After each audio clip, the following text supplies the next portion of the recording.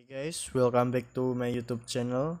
This time I will introduce an application that I usually use to edit photos.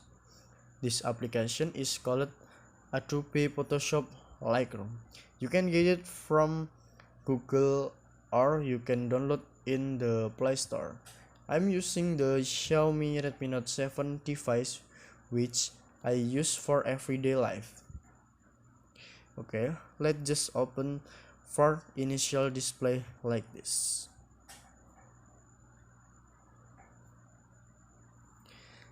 There is a home button, an archive button, and share button.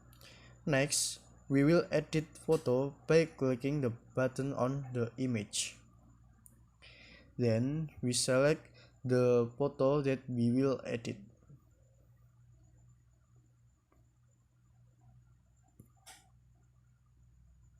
After that, click the add button.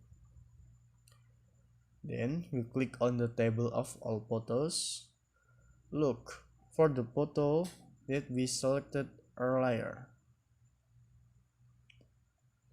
In here, several menus that are used to brighten the image, adjust the coloring of the image, and adjust the sharpness.